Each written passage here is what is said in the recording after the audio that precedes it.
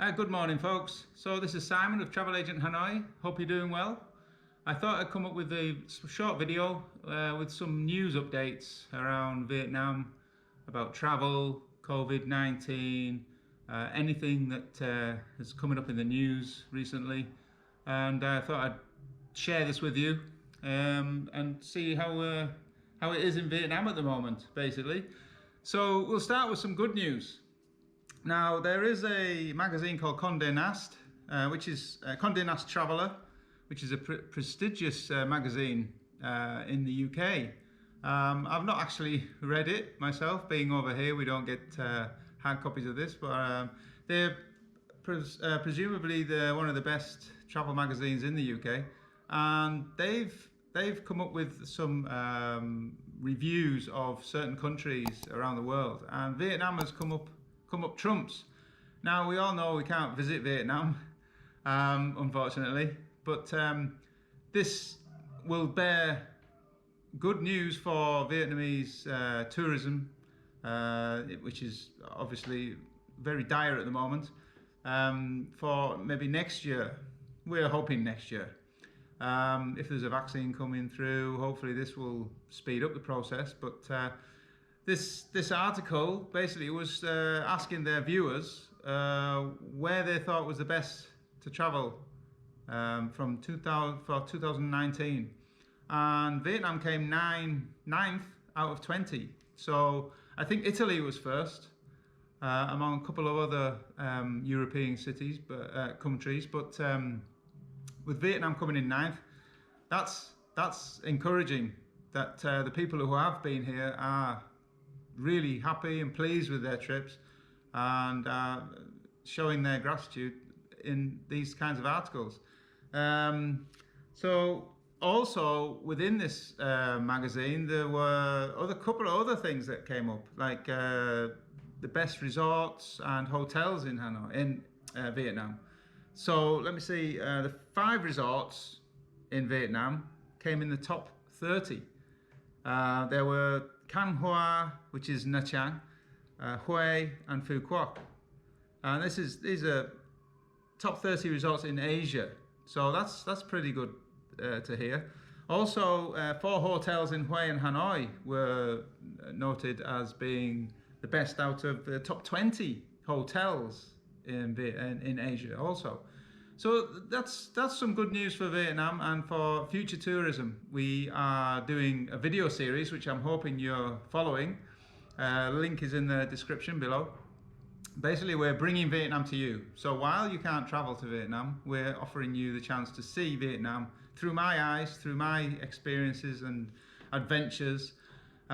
We went to Hanoi and Da Nang as a family. So that is a series of about 19-20 videos. Also Sapa, which is where I went on my own. I visited Mount Fansipan, Baka Market, Can Khao Saturday Market, and I did a 3-day trek through the local minority villages as well. So that's a great series to watch. And also my wife Ngat, who's also getting involved with making videos of food. She loves cooking. I love eating it. So we thought we'd put them together and make a video, and we've got 4 in a series now of Vietnamese cooking, countryside cooking. So head on over to the links below. They are well worth a watch. So that's the good news so far. Mediocre news. International commercial flights were reinstated in September, briefly. There were flights to Korea, Japan, and Taiwan, and China, and also bringing back, there were flights to those countries, but bringing back citizens of Vietnam who were stuck in those countries. So they got returned. Problem was, some of the quarantine facilities which were held in hotels were a little bit pricey. Now, they were starting at $50 a night, and I think they had to have at least only 2 people in a hotel room. So Vietnamese travel in families and groups and normally share, and $50 between 2 people can be quite a lot. At the moment, the international flights have been suspended. This was a few days ago, so we're hoping that this will be reinstated so that the experts and business managers and professionals who are the only people allowed entry into Vietnam will be able to come into Vietnam again. So that's the kind of mediocre news that we were talking about.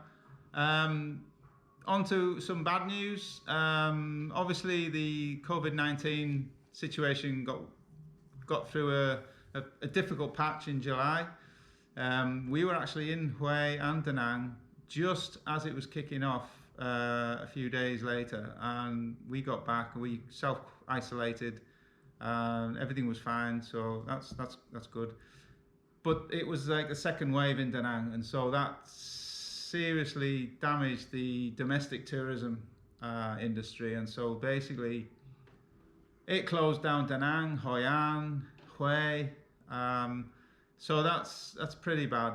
So basically they've been set back. The airlines, the tourist industry has been set back another further few months because of this situation. Da Nang, Hoi An and Hue are reopened, but now they've got a separate difficulty they're going through, which is a storm that's going through. Hue is basically underwater. The river, the Perfume River, has flooded and broke its banks, and now the actual promenade that was set up, which cost a couple of $1 million to set up a couple of years ago, has been flooded, and it's in the news now that it's receding now, but there's a lot of mud and trash, rubbish littered all over the place. So basically that's in a bit of a state at the moment. So Hue needs to just clean up, but the Vietnamese are very good at cleaning up very quickly. So we're hoping that Hue, Da Nang, Hoi An, everything will be all settled and back to normal within the next few days or a week or so.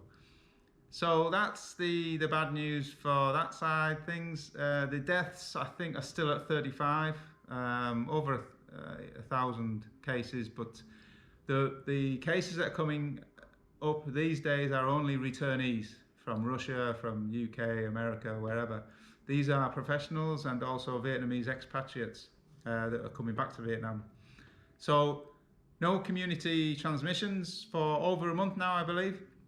So that's a little bit of hope for Vietnam to start the tourism industry again. The last piece of bad news is that Formula One have just officially announced, literally 30 minutes ago by email to myself, that F1 Hanoi 2020 has been officially cancelled. So basically now it's going to be 2021, the earliest time that you're going to be able to see Formula One in Vietnam. It's very disappointing for me. I was looking forward to my first Formula One race. I had my ticket in one of the grandstands, the premier grandstands, on turn 2, 3 and 4. Really looking forward to that. Now I'll have to wait a little bit longer. We do have guests who have booked Formula One packages with us, and we're working with Formula One, the organisers here in Hanoi, with getting your refunds if you wish to cancel.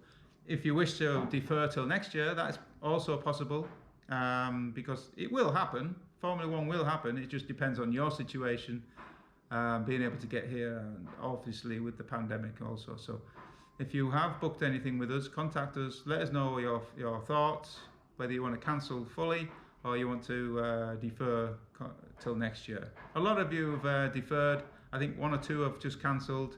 1 is indecision. But so we're working as much as possible together to make sure you get as much of your money back as possible. So that's kind of the bad news. I'm as you can see, my monitor's set up, it's on sleep at the moment, but I've been busy editing videos for our latest series, which is Ninh Binh 2020. Our first video is already up and published, so have a look at the link below. The Bai Ding Pagoda, and it's all filmed in 4K with my GoPro Hero 8, which is what I'm using now. So please do go on ahead, click on the links, watch the videos. They are really entertaining. a bit biased myself, but I've really enjoyed myself, and hopefully it comes across as that on the video. So any more news that I come up with or find out through research, news, etc., I will update you with another video. But for now, cheers guys, see you later.